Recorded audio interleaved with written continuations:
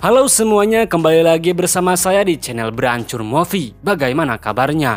Dimanapun kalian berada, semoga selalu dalam keadaan sehat serta digampangkan milik rezekinya.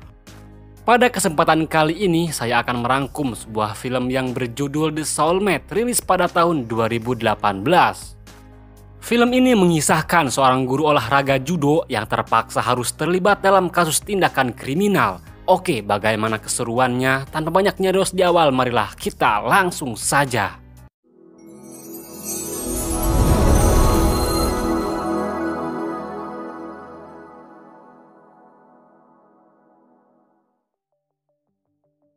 Film diawali dengan memperlihatkan petugas polisi yang bernama Tae-jin sedang mengejar maling.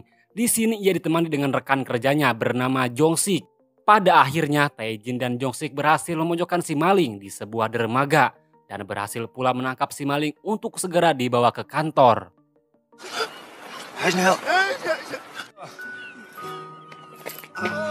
Scene beralih di sebuah bis, terlihat seorang pria yang sedang memarahi ibu-ibu. Entah apa maksud dan tujuan si pria adat-adatan.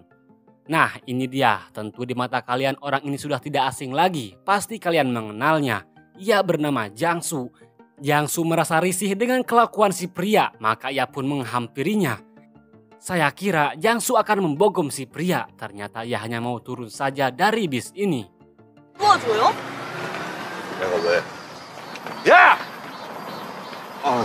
Setelah itu Jang-soo tiba di tempat gym sekaligus tempat tinggalnya. Ia terkejut tatkala melihat murid-muridnya tidak berlatih. Maka dari itu ia menyuruh Bonggu untuk melatih para bocil-bocil tersebut. Tak lama Jang-soo mendapatkan kabar dari sang dokter bahwa dokter telah menemukan orang yang akan mendonorkan jantungnya. Maka dari itu Jang-soo menghampiri sang dokter bermaksud untuk berterima kasih karena setelah bertahun-tahun menunggu akhirnya ada juga orang yang akan mendonorkan jantung. Namun Pak Dokter memberitahu jika biaya donor jantung tersebut sangat mahal. Tetapi demi si buah hati Jang-soo tak menghiraukan berapa nominalnya. Yang penting si buah hati mendapatkan donor jantung itu. Dan ini dia si buah hati Jang-soo bernama Do Kyung yang imut nan cantik. Tanpa sepengetahuan ayahnya, Do Kyung berolahraga yang padahal hal itu dilarang oleh ayahnya karena Do Kyung mempunyai penyakit lemah jantung. Jang-soo memberitahu jika sebentar lagi Do Kyung akan menjalani operasi dan setelah itu ia bisa berolahraga kembali dan bermain sepuasnya. Mendengar hal tersebut tentu Do Kyung bahagia dan sangat menyayangi ayahnya. Scene kembali lagi kepada Tae-jin yang mendatangi tunangannya bernama Heon-ji. Heon-ji sendiri sebagai tukang dagang ikan mujair di pasar. Maksud dan tujuan Tae-jin kesini yaitu akan mengajak Heon-ji makan enak.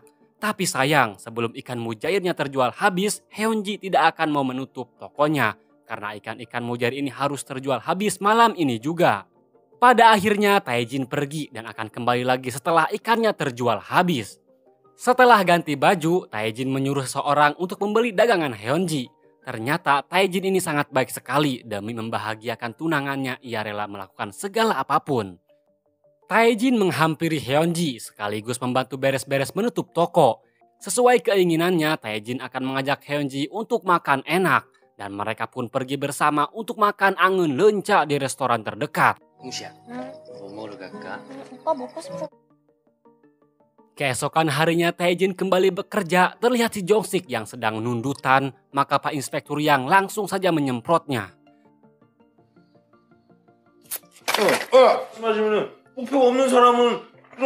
Tak lama datanglah warga yang melaporkan jika anaknya tak kunjung pulang. Warga ini meminta untuk segera mencarikan anaknya yang bernama Bok-gil karena sudah beberapa hari tidak pulang-pulang. Untuk itu, Tae-jin selaku polisi yang baik pun meyakinkan akan mencarinya. Seharian Tae-jin mencari Bok-gil namun tak ketemu-ketemu. Di manakah ia? Tae-jin malah melihat para wanita yang disandra di sebuah dermaga. Karena para sandra itu dibawa pergi, maka Tae-jin langsung mengikutinya. Ia curiga jika itu adalah tindakan kriminal yang harus diselidiki. Para sandra dibawa dengan mobil dan mobil tersebut berhenti di terowongan. Seketika Tae-jin pun memeriksa mobil tersebut. Namun sayang di dalamnya tidak ada siapa-siapa. Malah yang ada si Jang-soo. Ternyata mobil tersebut milik Jang-soo yang sudah mengantarkan murid-muridnya. Seketika Tae-jin pun merasa keheranan dengan sendirinya karena ia melihat mobil ini ada di sebuah dermaga tadi. Sementara Jiangsu langsung pergi saja karena ia juga tidak peduli dengan si Taejin ini. Bahkan ia juga tidak merasa habis pergi ke dermaga. 이래, 진짜. 아저씨! Keesokan harinya, Taejin kembali melihat Jiangsu yang sedang mengantarkan anaknya ke sekolah. Namun setelah Jiangsu pergi, ternyata Do-kyung susulumputan masuk ke sebuah rumah. Sementara Taejin yang melihat hal itu sama sekali tidak peduli. Taejin langsung saja pergi menyusul Jiangsu karena masalah semalam belum kelar. Dengan begitu ia memotret mobil Jiangsu untuk diselidiki lebih dalam lagi. Tentu Jiangsu kesal dong melihat mobilnya dipotret, namun mau bagaimana lagi, Taejin melihat mobil ini di dermaga, terpaksa ia harus menyelidikinya. Setelah itu Taejin pergi ke sebuah Alfamart untuk memberi minuman sekaligus membeli gelang lucu untuk tunangannya alias Hyunji, sang kekasih. Di sini tak sengaja Taejin melihat komplotan orang yang berada di dermaga. Di sisi lain, Jiangsu sedang membeli ikan mujair di tempat Hyunji.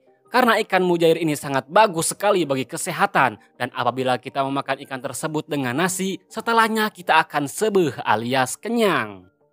Sementara Taejin, Jongsik, dan Inspektur yang sedang berada di angkringan. Di sini mereka meminum Pertamax Turbo. Bertujuan untuk menenangkan pikirannya. Karena Mas Taka sudah liar tepuguh, Taejin memutuskan pulang. Seketika Jongsik memberikan buah kepada Taejin untuk adik iparnya. Namun buah tersebut malah marurag karena Mas Taka hulu alias sedang liar. Jiangsu yang melihat hal tersebut tidak peduli sama sekali. Ia segera pergi karena ia tidak suka ikut-ikutan dalam urusan hidup orang lain. Keesokan harinya, Do-kyung melihat seseorang nenek-nenek tergeletak di jalan, maka Do-kyung segera mencari bantuan dan untungnya di sana ada Taejin. Kebetulan juga Jiangsu lewat dan melihat anaknya berlari hingga ngos-ngosan. Jiangsu pun menghampiri Do-kyung dan memperingati jangan suka berlari. Tak hanya itu saja, ia juga memperingati untuk tidak ikut campur dalam urusan orang lain. Kali ini Taejin kembali ke Alfamart untuk investigasi selanjutnya karena waktu kemarin ia melihat orang yang di dermaga berada di klub malam. Dan betapa terkejutnya ia melihat Jiangsu turun dari mobil di depan klub. Karena penasaran, Taejin pun langsung mengikutinya kemana Jiangsu pergi. Namun sial, ia kehilangan jejak dan ia melihat seseorang wanita yang disiksa. Terlihat wanita tersebut melemparkan HP ke semak-semak. Karena curiga, Taejin mengambil HP itu dan langsung masuk ke dalam klub untuk menyelidiki kenapa si wanita itu disandra, kenapa alasannya. Dan betapa terkejutnya Taejin melihat wanita disandra sebab HP miliknya.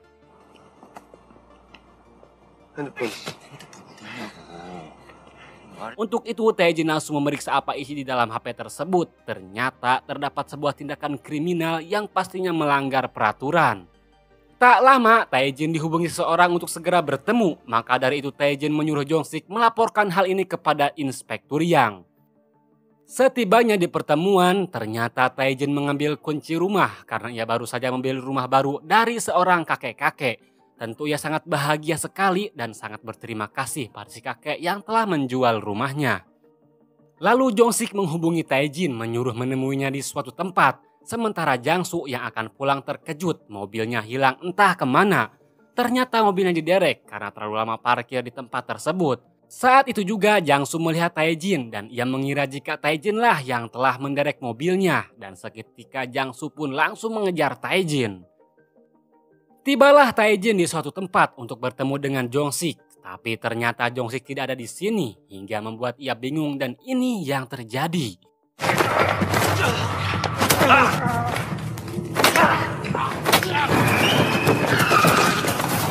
Tak lama Jiangsu datang juga ke tempat ini untuk bertemu dengan Taejin. Dan betapa terkejutnya Jiangsu tatkala melihat Taejin sudah tergeletak. Begitu juga dengan Jiangsu, tiba-tiba saja ia diserang hingga pingsan saat itu juga. Terungkaplah bahwa maksud dan tujuan Taejin kesini hanya dijebak saja. Karena para mafia ini sedang mencari memory card yang berisi kejahatan mereka. Sementara memory card tersebut berada di tangan Taejin dan dalang dibalik semua ini adalah si Jongsik yang masih berkomplotan dengan para mafia. Namun ternyata apa yang sudah terjadi di luar dugaan. Terpaksa Jongsik menghubungi pusat komando untuk segera mengirimkan bantuan secepatnya. Saat tim bantuan datang, kita akan melihat tiba-tiba saja arwah dari tubuh Taejin bangun. Ia tak terlihat oleh siapapun layaknya seperti hantu.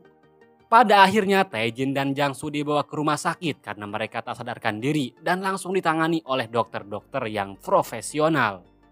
Tak lama Hyunji datang untuk melihat bagaimana kondisi Taejin dan ia juga menanyakan langsung pada Pak Dokter bagaimana kumaha keadaannya Pak Dokter dan betapa nalangsanya Hyunji tatkala mendengar sang kekasih mengalami cedera otak.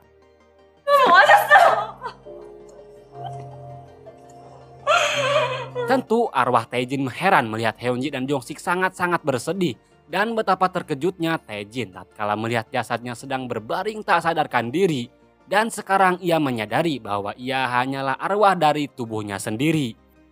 Tentu Taejin kebingungan apa yang sedang terjadi dan kenapa ini bisa terjadi. Untuk itu ia pergi ke jalan untuk memastikan lagi dirinya sendiri. Alhasil benar, Taejin tak tertabrak oleh mobil hingga sekarang ia yakin dan sadar bahwa dirinya hanyalah seorang arwah yang tak terlihat oleh siapapun. Terlihat Jangsu yang sedang dirawat, akhirnya ia pun sadar dari pingsannya. Ia linglung dengan keadaan ini sampai-sampai ia tak tahu ada di mana. Sementara Dokyung sudah menunggunya dari semalam karena khawatir akan keadaan sang ayah. Tak lama datang dari pihak kepolisian untuk mencari tahu kronologi kejadian. Namun sayang, Jangsu sendiri menjelaskan bahwa dirinya juga tidak tahu apa-apa karena ia juga menemukan Taejin sudah tergeletak tak sadarkan diri. Setelah itu Jangsu pergi keluar namun hampir saja ia bertabrakan dengan Taejin. Dan betapa terkejutnya Taejin, dari banyak orang hanya Jangsu lah yang bisa melihatnya. Jangsu sendiri heran dengan sikap Taejin dan menganggap jika Taejin sekarang sinting, bisa-bisanya ia mengaku bahwa dirinya hanya arwah.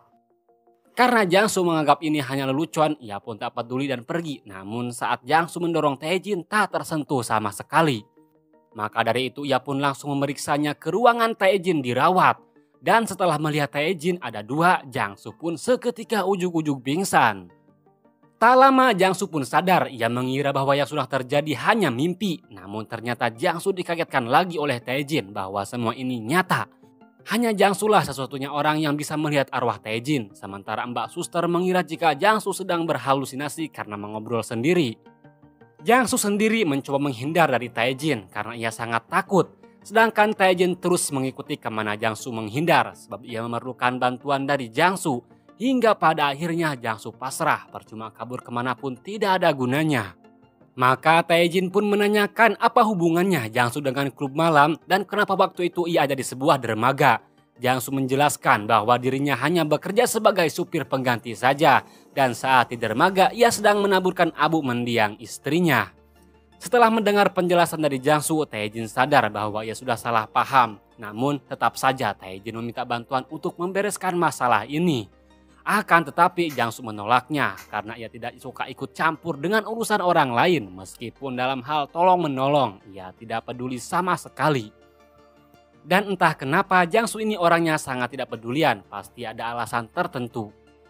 Malam hari pun tiba, terlihat Hyunji yang masih setia menjaga Taejin. Tak lama datang Jongsik membawakan martabak agar Hyunji lebih semangat lagi menjaganya. Sekaligus meyakinkan bahwa Taejin pasti akan segera sembuh. Lalu Jongsik menanyakan apa Hyunji menemukan memory card dari Taejin. Beralasan siapa tahu di dalamnya mendapatkan sebuah petunjuk. Hyunji tak sempat menjawab karena ia dipanggil Mbak Suster. Saat itu juga Jongsik ditelepon oleh seseorang hingga Taejin yang melihatnya curiga jika ada sesuatu yang sedang ia sembunyikan. Maka dari itu Taejin mengikuti kemana Jongsik pergi. Dan ternyata Jongsik pergi ke sebuah klub untuk menemui rekannya. Ia sangat marah karena ulah rekannya Taejin sampai sekarang belum sadarkan diri. Sementara arwah Taejin yang melihat hal ini dengan mata kepalanya sendiri sangat terkejut kenapa bisa-bisanya Jongsik ada di balik semua ini. Jongsik sendiri sudah hilang kendali sampai-sampai akan menembak rekannya. Tapi tiba-tiba datang Inspektur Yang dan terungkaplah sekarang bahwa Inspektur Yang dalang di balik semua ini. Mengetahui hal ini Taejin langsung saja membogem Inspektur Yang. Tapi percuma saja sekeras apapun ia menghajar tidak akan kena sama sekali. Karena masalah semakin rametek, Inspektur Yang menyuruh Ponggi membereskan gudang beserta saksi mata. Tak lain tak bukan yaitu membereskan Jangsu. Dan inilah anak buah Ponggi berada di rumah sakit untuk membereskan Jangsu. Arwah Taejin yang mengetahui hal tersebut seketika langsung menemui Jangsu, memberitahu dan menyuruhnya untuk bersembunyi karena akan ada orang yang menghajarnya. Namun Jangsu sendiri tak mengerti dengan apa yang Taejin katakan. Malah ia menyuruh Taejin pergi dari sini dan jangan pernah mengikutinya lagi. Karena Jiangsu tidak percaya terhadap Taejin, akhirnya anak buah Ponggi melihat Jiangsu. Sementara Jiangsu benar-benar tidak menyadari bahwa dirinya sedang dalam bahaya dan ini yang terjadi.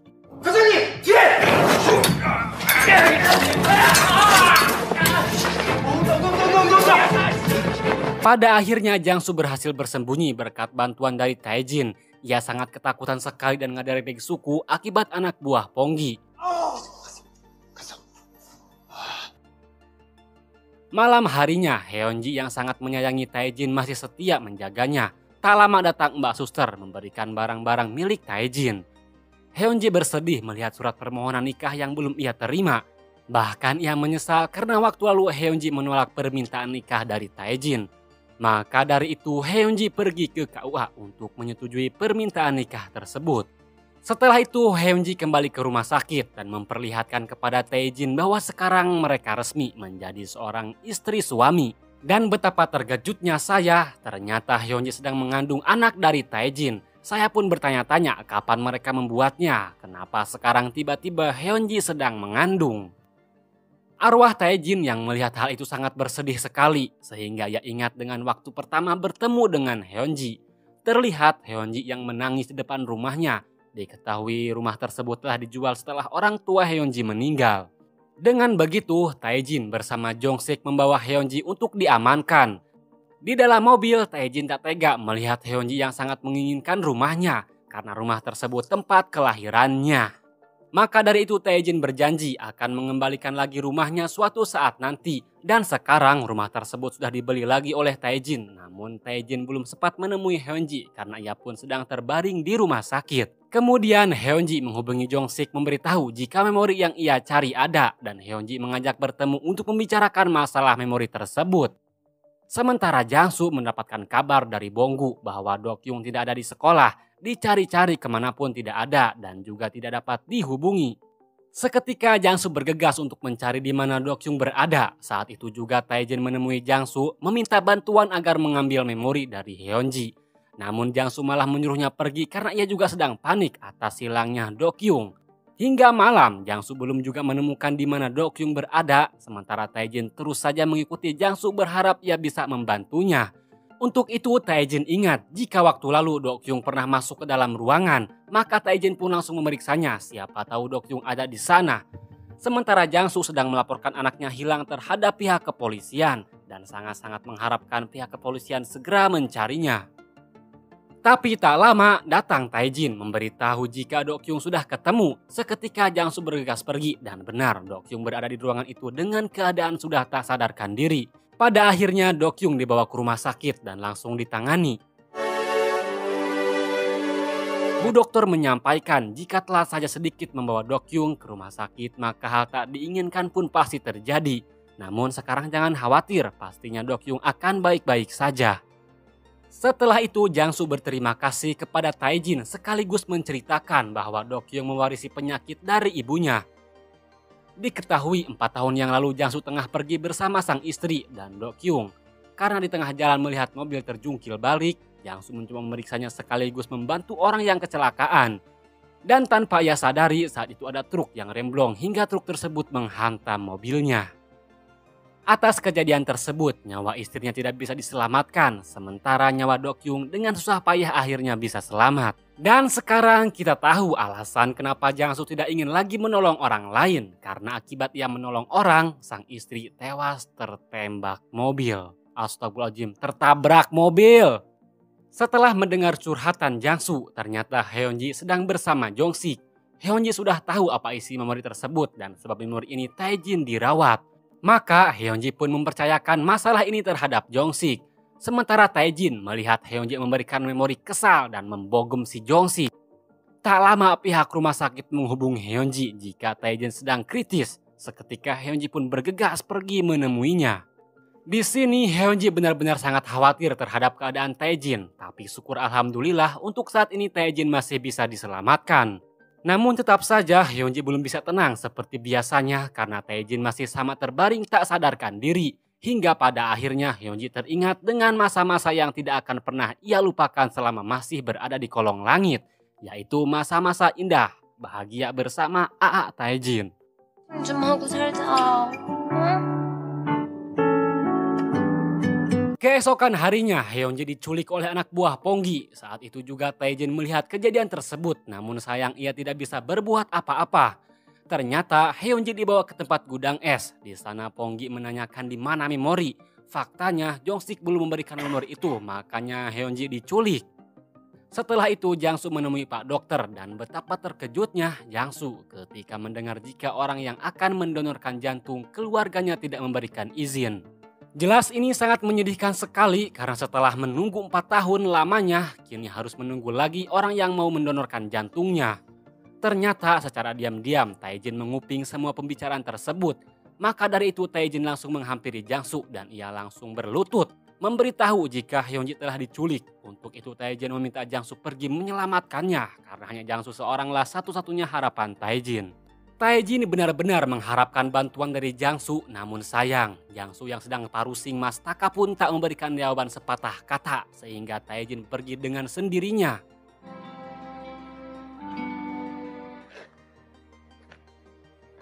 Namun setelah dikeripik-keripik, akhirnya Jangsu kasihan terhadap Taejin yang amat begitu membutuhkan pertolongannya dan mereka segera bergegas. Mereka pergi ke kantor polisi untuk mencari tahu alamat Heonji yang disandra. Tak lama mereka pun mendapatkan alamatnya dari komputer yang Jangsu buka. Dan ini dia Jongsik mendatangi Ponggi. Ia bernegosiasi jika mau memori maka lepaskan Heonji karena ia tidak tahu menahu tentang ini. Jongsik sudah tahu pastinya Ponggi menculik Heonji, maka ia sengaja tidak memberikan memori itu untuk menyelamatkan Heonji yang tak bersalah. Namun faktanya si Ponggi ini sangat licik sekali. Setelah ia mendapatkan memorinya, ia pun menyiksa Jongsik dengan senang hati. Setelah itu Ponggi menemui Inspektur Yang untuk meminta bagiannya berupa uang yang sudah dijanjikan sebelumnya. Namun kenyataannya Inspektur Yang pun menyuruh anak buahnya menyiksa Ponggi. Sementara Jangsu, Taejin, dan Bonggu sudah sampai di tempat gudang es ini. Bonggu terheran-heran karena Jangsu selalu mengobrol sendiri. Jangsu pun masuk ke dalam gudang tersebut dan menyuruh Bonggu menjaga di luar saja. Sedangkan di dalam gudang ada banyak anak buah Inspektur Yang.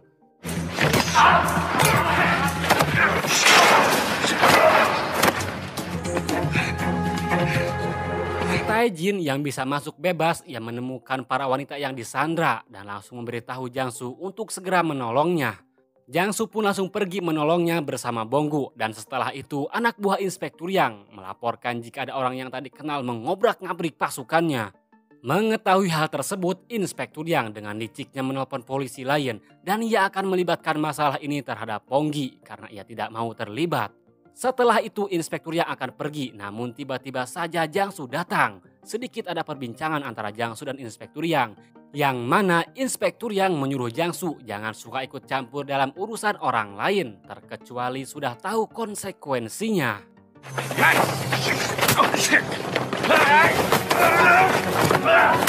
Pada akhirnya Inspektur Yang berhasil diringkus oleh Jangsu. Saat itu juga polisi susulan tiba dan mereka bukannya menangkap Inspektur Yang tapi malah menangkap Jangsu. Inspektur Yang benar-benar licik, ia mengatakan jika Jangsu satu komplotan dengan Ponggi. Tak lama datang lagi polisi yang lain, ternyata Jongsik secara diam-diam telah memberitahu semua kebenarannya terhadap polisi yang baru datang. Ia memutuskan untuk menerima hukuman atas perbuatannya sendiri. Pada akhirnya Jangsu pun dibebaskan kembali, tapi tidak dengan Inspektur Yang, ia malah berontak setelah mengetahui Jongsik sudah buka mulut. Melihat hal itu, Taejin langsung bergegas berharap ia bisa membantu.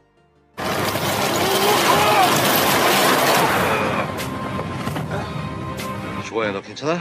아, 예, 괜찮아요.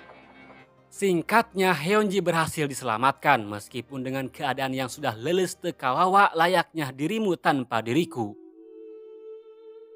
Malam hari pun tiba. Kali ini Jangsu melaksanakan sebuah permintaan terakhir dari Taejin, yaitu membawa Heonji sekaligus memperlihatkan rumah yang sangat ia inginkan dan memberitahu jika Taejin sedang berada di hadapannya. Heonji sendiri heran dengan apa yang sedang terjadi, apalagi mendengar jika Taejin ada di hadapannya.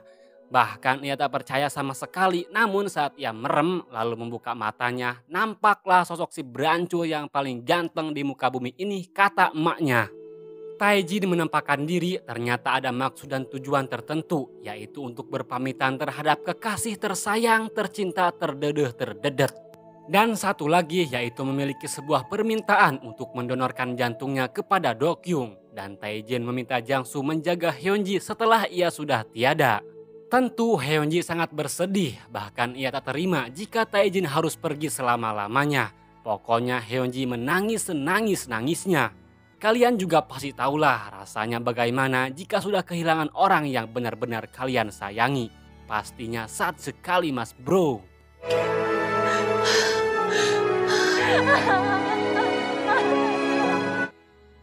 Beberapa bulan kemudian, Shin memperlihatkan adegan seperti di awal tadi, namun kali ini Jangsu menghajar si preman itu karena kapusingan. Sehingga para penumpang sangat kagum dengan keberanian Jangsu yang sekarang. Tak hanya itu saja, kali ini Jangsu mempunyai banyak murid. Dan ini dia si imut, kayak si Brancur sudah bebas berlari-lari kemanapun yang ia mau. Terlihat juga Hyunji yang sedang mengandung dan sebentar lagi akan melahirkan. Lalu mengandung lagi karena kayaknya Hyunji dan Jangsu akan menjadi sepasang istri suami. Dan film pun berakhir sampai di sini saja, ending yang sangat membahagiakan.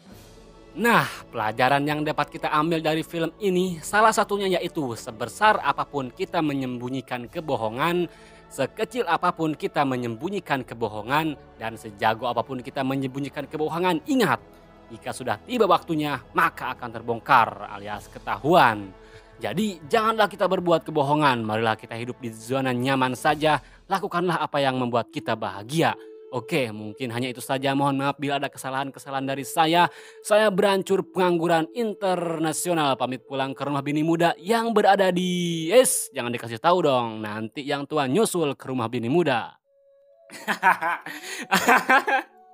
Hanya bini muda di mana Pak Haji? Nih, Haji gendot.